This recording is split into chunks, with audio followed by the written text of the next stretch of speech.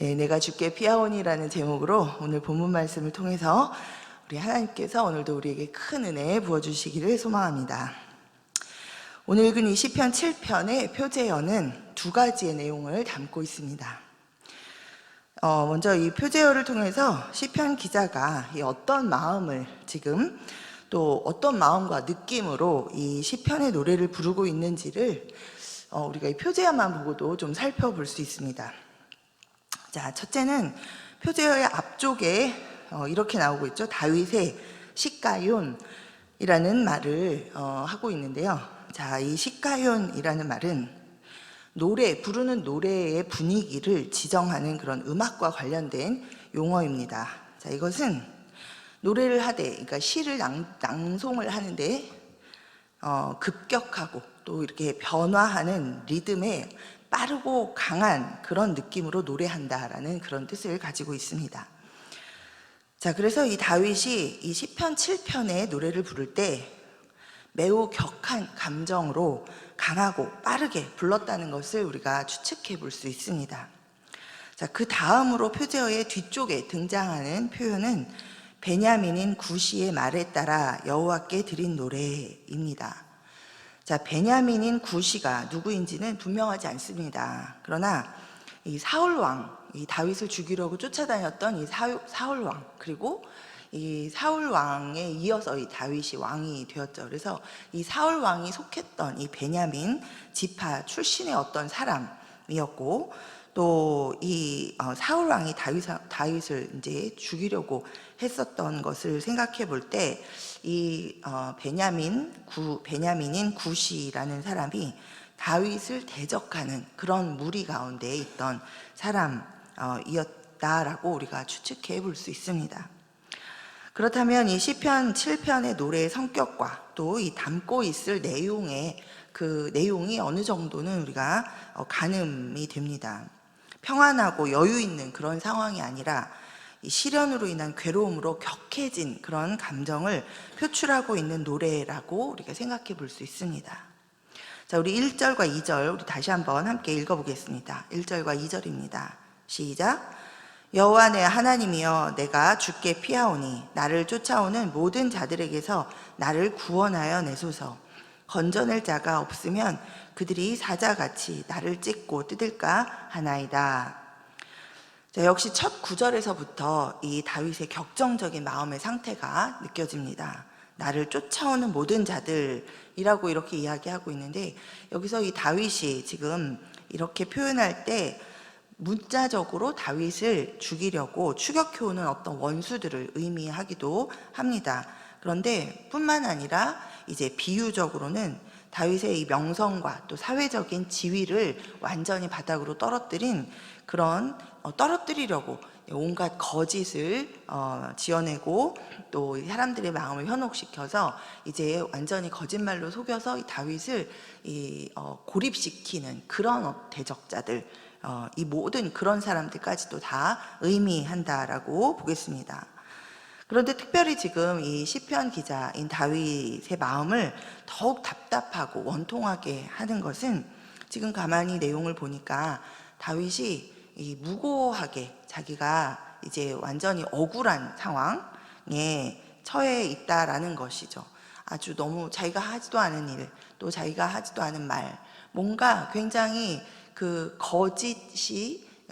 거짓으로 말미암아서, 속임으로 말미암아서 완전히 자기가 이렇게 오해당하는 그런 어떤 억울한 상황 가운데 처해 있다라는 것입니다. 자, 3절부터 5절에 이렇게 기록하고 있죠. 여호와 내 하나님이여, 내가 이런 일을 행하였거나 내 손에 죄악이 있거나 화친한 자를 악으로 갚았거나 내 대적에게서 까닭없이 빼앗았거든 원수가 나의 영혼을 쫓아 잡아 내 생명을 땅에 짓밟게 하고 내 영광을 먼지 속에 살게 하소서.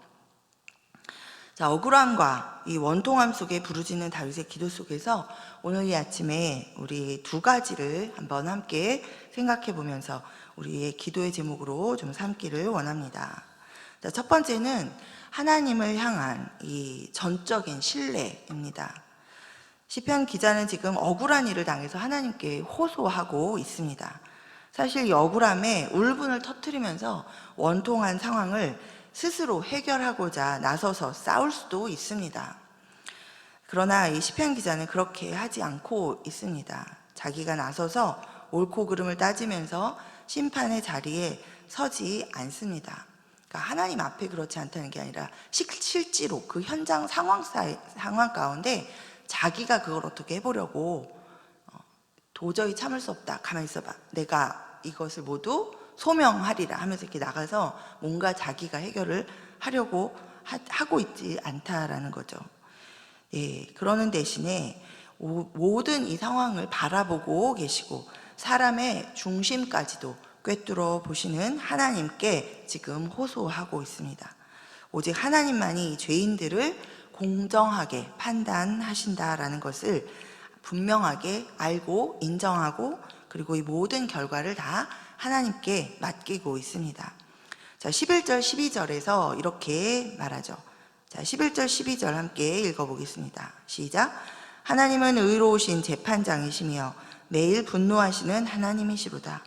사람이 회개하지 아니하면 그가 그의 칼을 가시며 그의 활을 이미 당기어 예비하셨도다. 아멘. 자, 하나님은 의로우신 재판장이시며 매일 분노하신다. 자, 하나님이 사람을 향해 분노하신다는 게 아니라 죄인을 향해 분노하신다는 게 아니라 이 죄를 향해서는 분노하신다는 것이죠. 그렇다면 지금 이 죄가 가득한 이 세상 가운데서는 하나님은 매일 분노하시는 상황 가운데 있습니다. 그 죄를 미워하시고 하나님의 백성을 죄 가운데로 계속해서 끌어들여 억압하는 이 상황을 하나님은 분노하고 계시죠. 자, 우리가 살아가는 이 세상은 하나님의 뜻에 반역함으로 말미암아서 이 죄가 가득하게 되어서 이제 부패하고 타락한 곳입니다. 그렇기 때문에 우리는 언제 어디서든지 악한 일을 당할 수 있습니다. 그러나 하나님은 날마다 공의로운 눈으로 우리를 살피시고 또 모든 것을 살피고 계시고 하나님의 섭리 가운데 이끌어가고 계신 줄 믿습니다. 이 하나님의 섭리 아래에서 악은 결코 그 뜻을 이룰 수 없습니다. 지금 당장은 이 악이 판을 치고 그 뜻을 이루어가는 것 같이 보이지만 결국 그 악의 끝은 심판과 멸망입니다. 하나님께서는 반드시 악을 심판하십니다. 따라서 어떤 상황 가운데에서도 정의로운 재판장이신 하나님을 전적으로 신뢰하는 우리 모두 되기를 간절히 기도합니다. 이 모든 문제를 내가 심판하고 내가 해결하려고 들지 말고 하나님의 의로운 손에 맡길 때 하나님께서 모든 것을 합력하여 선을 이루어 가시는 것을 우리가 우리 삶에서 목도하게 될 줄 믿습니다. 자, 두 번째는 우리는 하나님 앞에 또 정직한가? 자, 그럼 하나님의 신실하심은 우리가 완전히 전적으로 신뢰해야 합니다.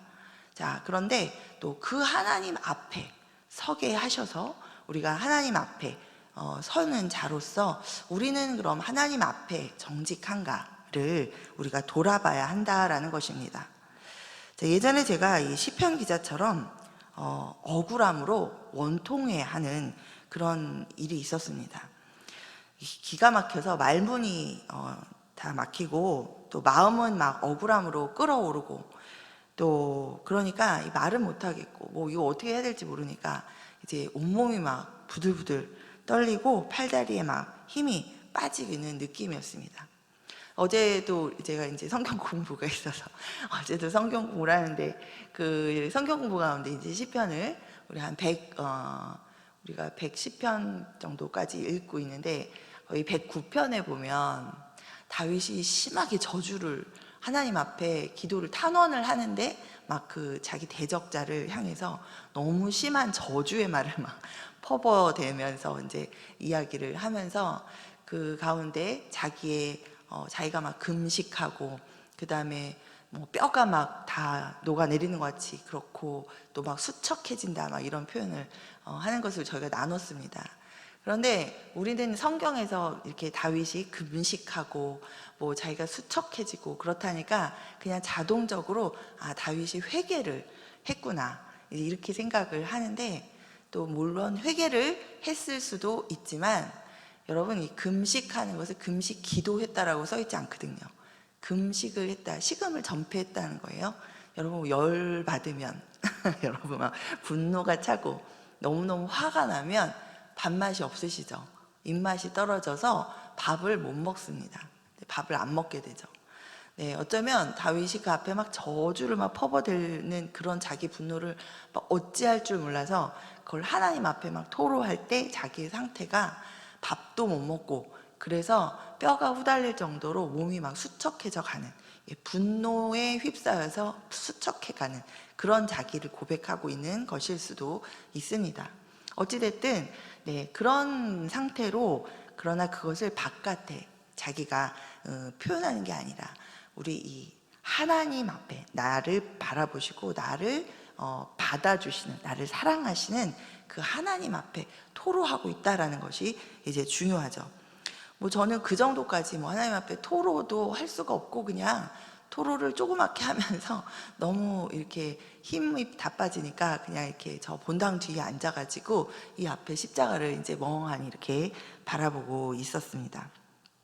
그런데 그때 갑자기 정말 생각지도 않게 정말 한 20년 전, 아주 오래전에 제가 어떤 사람에 대해서 이렇게 비판하는, 그 사람을 잘 알지도 못하면서 이렇게 제가 그냥 본 걸로 제 나름 그냥 판단하고 이렇게 좀 부정적인 마음을 품었던 그때가 이렇게 생각이 났습니다.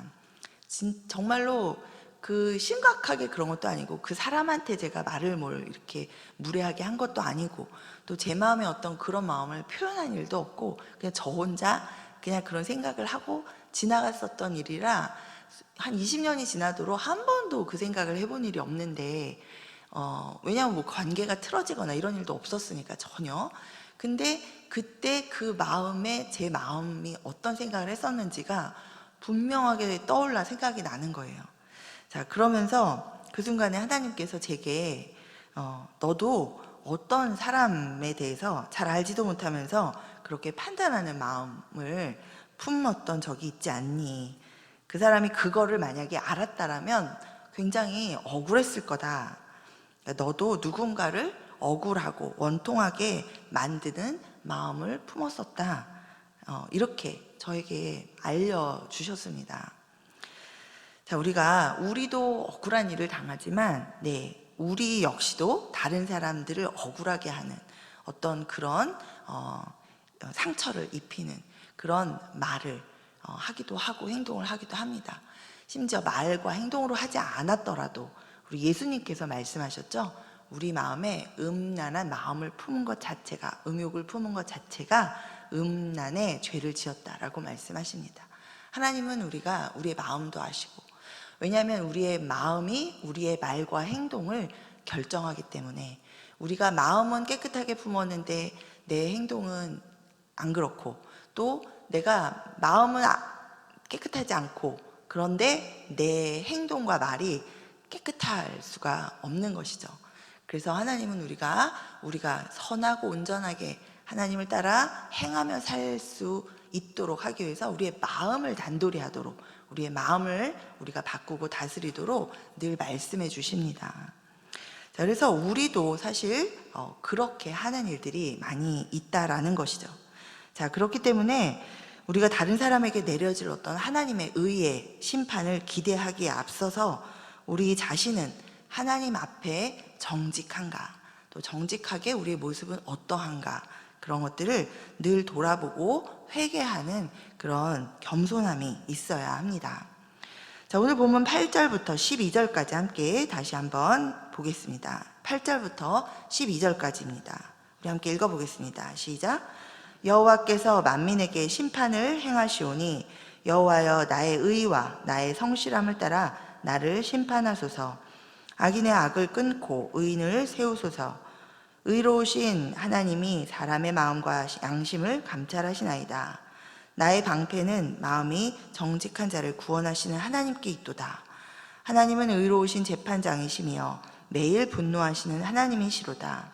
사람이 회개하지 아니하면 그가 그의 칼을 가시며 그의 활을 이미 당기어 예비하셨도다. 자, 의로우신 재판장 되신 하나님은 사람의 마음과 양심을 다 감찰하십니다. 나를 억울하게 한 사람만 감찰하시는 것이 아니라 나의 마음도 또 나의 양심도 감찰하십니다. 거룩한 하나님이 보시기에 우리 모든 사람들은 다 타락한 죄인입니다. 그래서 하나님은 억울함으로 분노하고 있는 우리에게도 자신을 돌아보고 회개하도록 인도해 주십니다. 하나님께서 가장 미워하시는 인간의 죄는 이런저런 죄를 지은 것보다도 이런저런 죄에 대해서 회개하지 않는 것, 그 회개하지 않는 죄, 그것이 가장 하나님께서 참을 수 없어 하시는 그런 죄입니다. 자, 우리가 죄를 깨닫고 죄에서 돌이켜 회개하면 하나님은 언제든지 회개를 받아주시고 우리에게 용서의 은혜를 베풀어 주십니다. 자, 3절부터 5절까지 우리 함께 보겠습니다. 3절부터 5절. 자, 여호와 내 하나님이여, 내가 이런 일을 행하였거나 내 손에 죄악이 있거나 화친한 자를 악으로 갚았거나 내 대적에게서 까닭없이 빼앗았거든 원수가 나의 영혼을 쫓아 잡아 내 생명을 땅에 짓밟게 하고 내 영광을 먼지 속에 살게 하소서. 자, 다윗은 하나님 앞에 나는 정직하게 했습니다, 이렇게 담대하게 말할 수 있었습니다. 이 시를 읊을 때, 그죠? 자신이 자신을 돌아보는 모습입니다. 그렇게 돌아보면서 만약에 하나님 내가 이렇게 행했다면 나를 벌하십시오, 이렇게 담대하게 이야기하고 있습니다. 하나님 앞에 이렇게 말할 수 있었던 이 시편 기자처럼 우리도 하나님 앞에 정직하게 살아가게 되기를 간절히 기도합니다. 우리 늘 하나님의 성품과 말씀을 따라서 하나님 앞에 정직히 행하면서 살아가기를 애쓰고 힘쓰면서 또 그 가운데 죄를 깨닫게 하시거든 우리가 그걸 깨닫고 즉각 회개하면서 또 돌이켜서 하나님 앞에 다시 정직한 길로 행하는 우리 모두 되기를 간절히 기도합니다. 아멘. 하나님은 그런 우리들의 영원한 피난처가 되시는 줄 믿습니다. 아멘. 우리 이 시간 오늘 우리 주님께서 우리에게 우리 말씀해 주신 이 말씀을 우리가 마음에 담고 우리 기도의 제목으로 삼아 우리 주님의 이름을 부르며 기도하겠습니다. 하나님을 내가 어떤 순간에도 정당하신 하나님, 가장 정의로우신 의의 재판장이심을 내가 신뢰하고 주님 앞에 다 맡깁니다. 그리고 그런 하나님 앞에 내가 정직하게 행할 수 있기를 간절히 소망하오니 하나님 나를 지도하시고 내가 말씀 가운데 말씀이 빛과 등불이 되어서 내 길이 하나님 앞에 늘 정직하게 의로운 길을 갈 수 있도록 인도하여 주시옵소서. 회개하게 하실 때 우리가 즉각 회개할 수 있도록 주님 도와주시옵소서. 우리 이렇게 주 앞에 기도하며 나아가겠습니다. 우리 주의 이름 부르고 기도합니다. 주여, 주여.